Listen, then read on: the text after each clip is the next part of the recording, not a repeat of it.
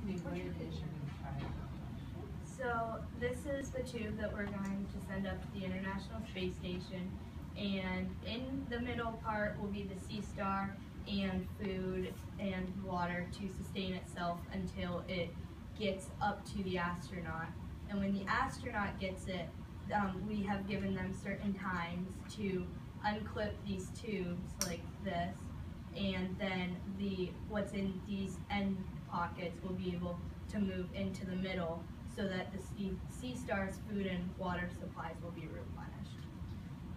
What's the most exciting thing about knowing that this is actually going to be done up in space? Just knowing that we're one of 25 teams that's sending their project into space, into the ISS, and to know that I'm in 8th grade and I'm doing something that most adults can't say they've accomplished. Very cool. So explain the sea star and the vestibular, and this is pretty technical stuff. What you're really trying to learn has to do with balance, right? Right. So in space, since there is microgravity, in the space station there is microgravity, but some places in space there is no gravity at all.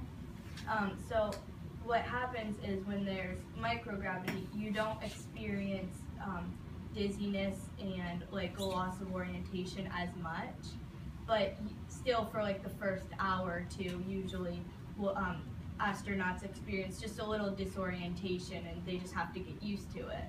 So what we were looking at is a lot of your balance comes from your vestibular system in your ear, and in microgravity, there's no gravity pulling your cochlear fluids down to tell you if you're balanced or not.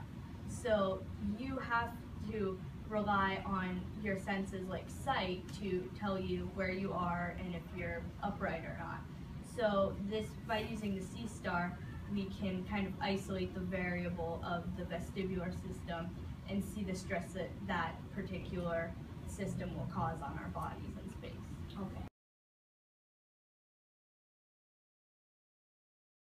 I think it's more than just science because you get to work with people that you've never really worked with before. Like most of these people I've never really talked to, but it's made me like open up more to everything else that I've never seen. How did your team get put together? Do you mean you're from 5th grade through 8th grade? You're in 2 different buildings. Yeah, we all kind of just like jumbled up together, and then it was kind of like a random picking, I guess, of everything, just put in groups. So was there more than one team here at Iroquois? But yes. How many teams did you have? I believe there was 77. So between now and April, when this experiment happens, are you still doing things to prepare for this? Yeah, we're running tests and like experimenting more to make sure things are going to be working on the ground and up in space. So what do you think the key was to getting picked? Probably trying to get your experiment together and making sure you have a good proposal and making sure all the guidelines were checked over and reread. Are you interested in going into the field of science? Yeah, more than I was before. I never really thought about it until I started this project.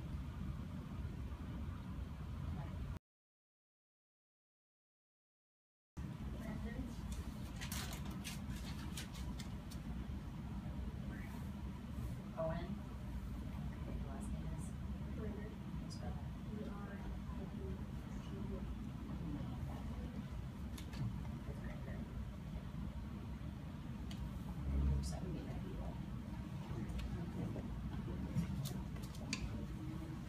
So, what do you think about the idea that you guys will be doing this experiment on the ground while the astronauts will be doing this up at the space station?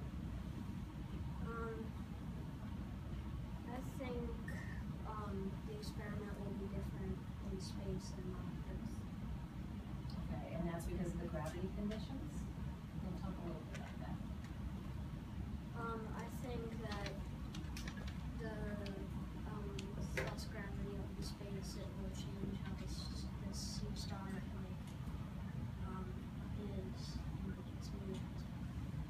So if you achieve what you want, I mean, you see the difference here and there, how might that information be useful?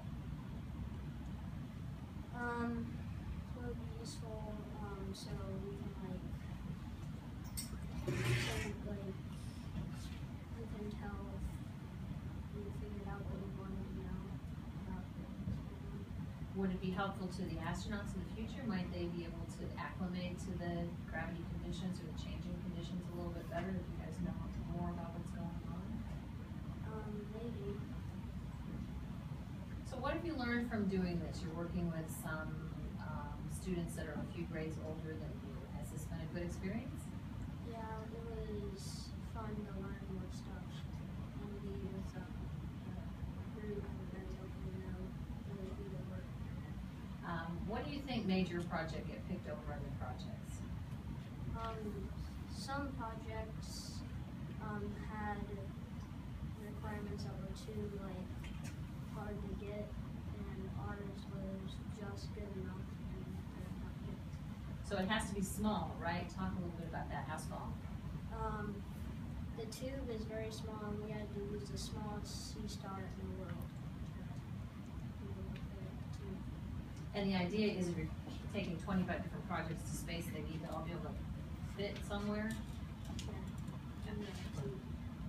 So what happens on the day that the experiment is conducted? Will you guys be able to see that done up there? I'm not sure. I think we might be able to. Is it done over a period of days? How long will they be working on it? Maybe a few days. I'm not sure. Okay.